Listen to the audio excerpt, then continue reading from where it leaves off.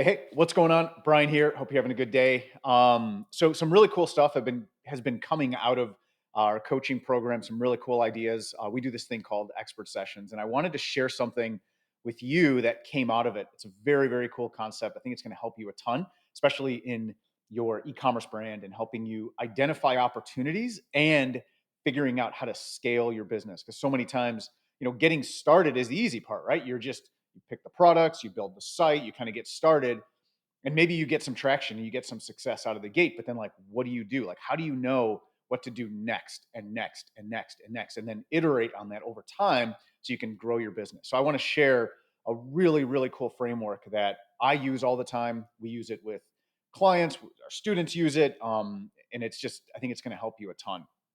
So I'm a huge fan of frameworks. I think they help tremendously. They help us understand ideas and help us implement and get clarity. So I first sort of understood this idea of frameworks back in college.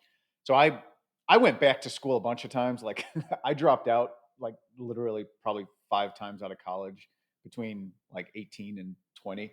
Um, I really did love learning and I loved being in school. I just hated like how it didn't translate to like the real world. And I always knew I was going to be an entrepreneur. And I ended up starting my first business at 21. Um, and it did, pretty well, but like I always knew that's what I wanted to do. I ended up actually going back and finishing my degree as an adult. So I was actually, I think that's what they called it, an adult undergrad, I guess.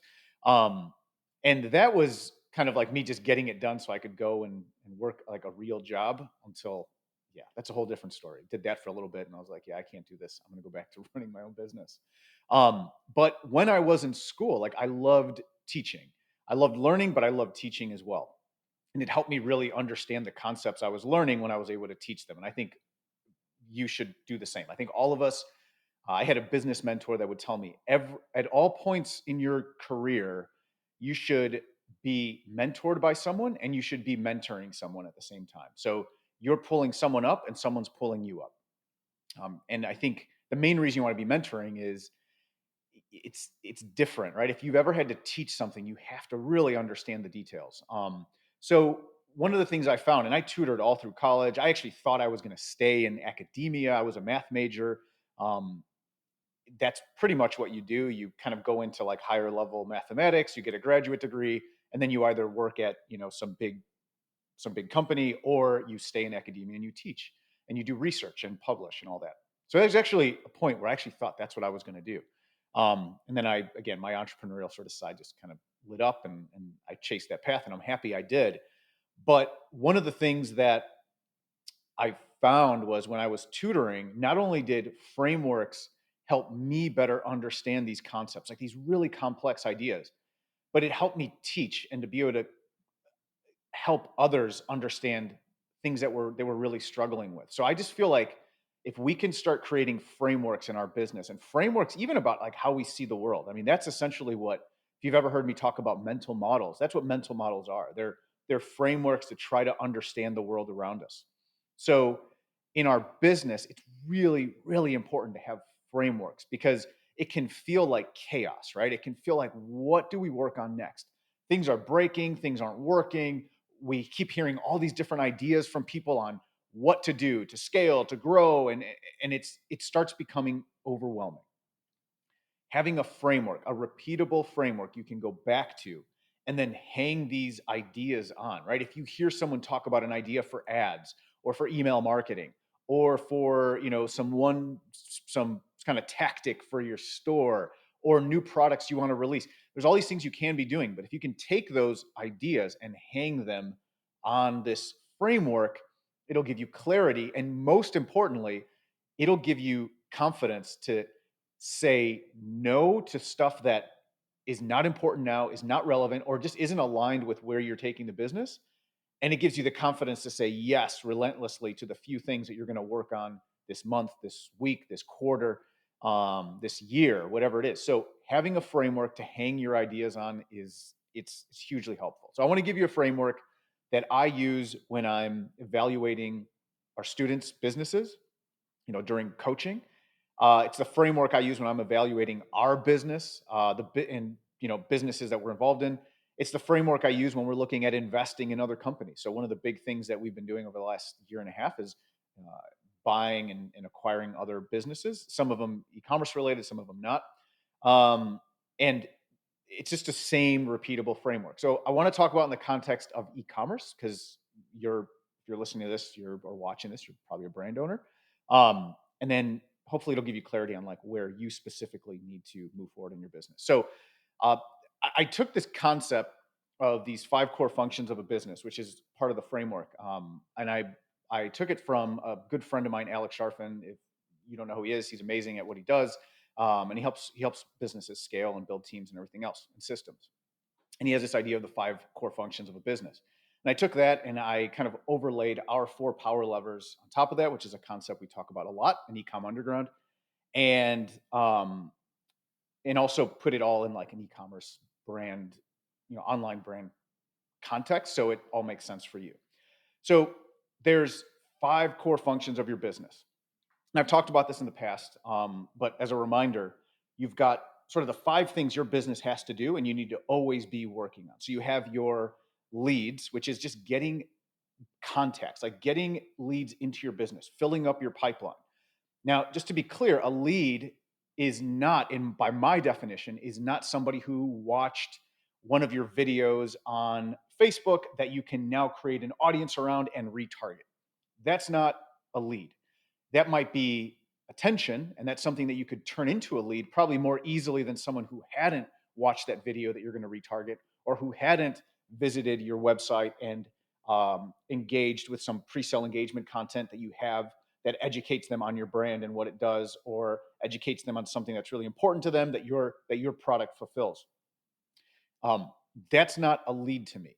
That's like pre-work before they become a lead. Okay. So leads by definition for me are people you can communicate with. So what does that mean? You've got an email address, you've got a phone number you can text, you have a physical address you can send mail to, but there's a way for you to communicate with them, and ideally for them to communicate back with you. So that to me is a lead. That's really somebody in your pipeline that you can ultimately convert. So you have to acquire leads. You always have to be doing that, right? That's the lifeblood of your business, is getting leads into your business. You have to nurture those leads. So yeah, you got the contact info, but you have to nurture them to the point where they'll buy. Then you have to convert them. So there's conversion, so getting people to actually buy, or sales. There's fulfillment, which is not, you know, uh, internal fulfillment or like emotional fulfillment. It's actually fulfilling the product, like delivering what you promised. So you say you're going to sell them supplements, you got to actually sell, you got to send it to them. You say you're going to sell them clothing, like you actually have to deliver it and manage that fulfillment piece. And then there's the back end, which is the frequency of purchase, right? It's upselling them products, it's retaining them as customers, it's reselling them the same thing. So those are those 5 core functions. So what we do is we look at that and we take the conversion one, and this is key, and we split that out into 2 categories. There's the conversion rate, and then there's the average order value. So what's the difference there? Conversion rate is what percentage of people, when they come to your site or your product page or your funnel or whatever you're using, are actually converting to be customers. We want to optimize that, right? We're trying to make that as high as possible and create offers and test things to raise that conversion rate. And then average order value, when they're buying, how much are they spending? That is one of the most neglected pieces of the conversion like puzzle, and one of the most impactful. There's so many simple things you can do to raise the average order value, which means when people buy, they buy more. So if you now do both things at the same time, you raise the rate at which people buy. So you go from a 1% conversion rate to a 2% conversion rate. You have twice as many buyers. And then you raise how much they spend when they buy. So instead of $20, you raise it to 40. I'm just using round numbers here, 20 to 40. So now you went from, let's say, 1% spending 10 to 2%, or 1% spending 20 to 2% spending 40. So then let's say you had one buyer spending 20, that was $20. You went to 2 buyers spending 40, that's $80.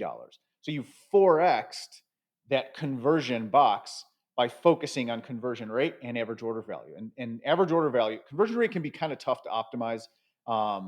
That one takes a little more work. Average order value is such low hanging fruit. Uh, I can't encourage you enough to think about that box and optimizing that box. So if we break it down, then we have 5 core functions with conversions kind of breaking down to 2 pieces, right? We have leads, nurture, conversions, but we're going to split that out to conversion rate, average order value, delivery or fulfillment, and then the back end of retaining and upselling the customer and reselling them the product. So then what you do is you look at that and then you score yourself currently. You score yourself of like where are we deficient and where are we doing well? And then the stuff you're doing well, that's fine. Keep doing well, but focus on the things you're deficient in. I'll tell you, after auditing hundreds of e-commerce brands, after working with thousands of students, I can tell you without a doubt that you most likely are doing pretty good on the fulfillment piece, or else you wouldn't have a brand, right? You're doing a good job of sending out the product and handling and managing returns and refunds and all that.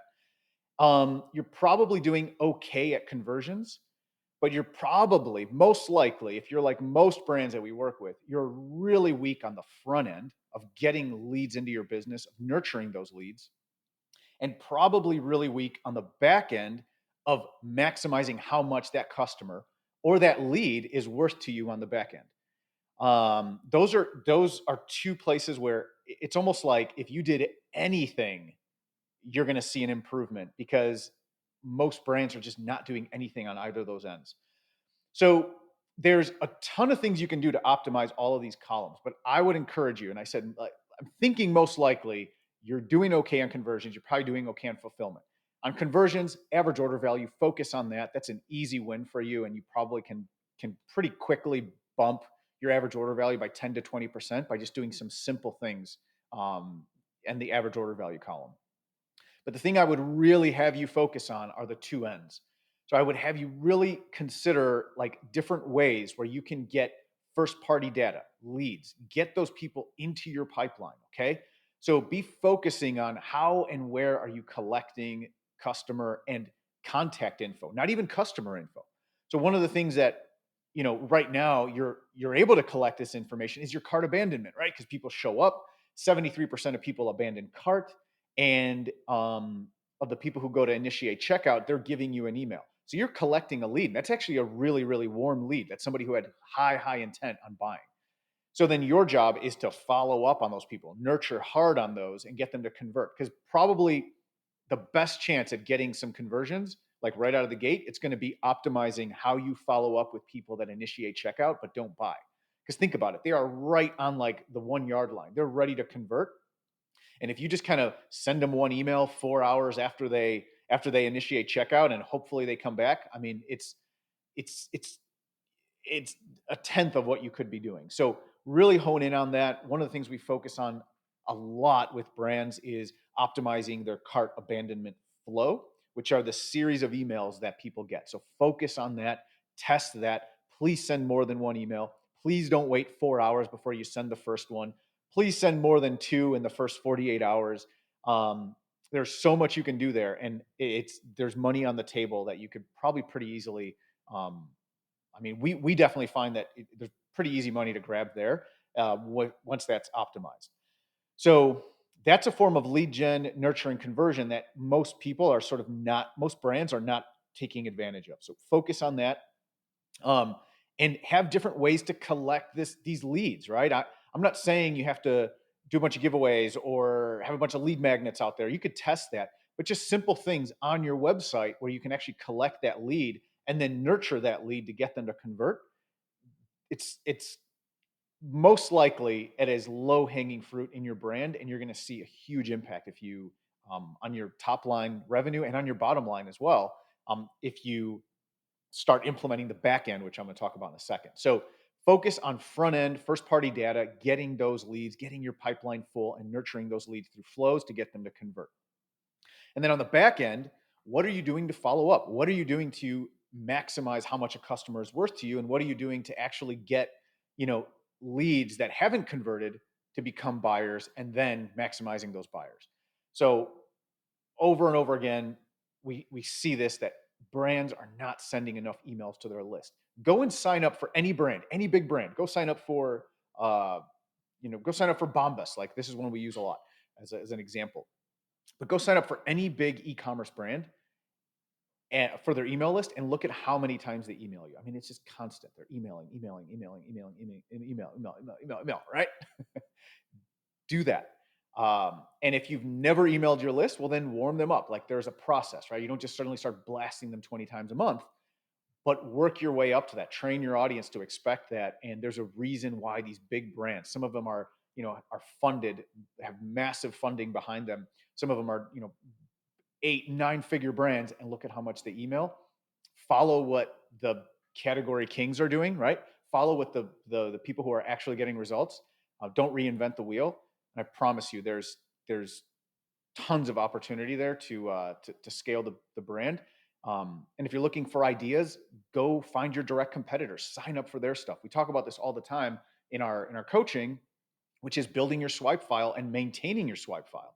So what I mean by swipe file is like, what are your competitors doing? Figure out what's happening under the, like in the iceberg, like under the surface of the water. Sign up for their stuff, buy their stuff, and see how they're following up with you. What offers are they making? How many emails are they sending? What do the emails look like? And use that for inspiration. Creativity isn't about being naturally talented at like whipping up emails and all that. You get inspired and by curating other people's content and modeling it. And I'm not saying don't copy people's stuff, but you're going to get a lot of ideas by seeing what people in your industry are doing. And that's one thing you're going to see for sure is how the frequency of the follow up on the back end, and that's where they're actually making the money. The money is not made in the acquisition.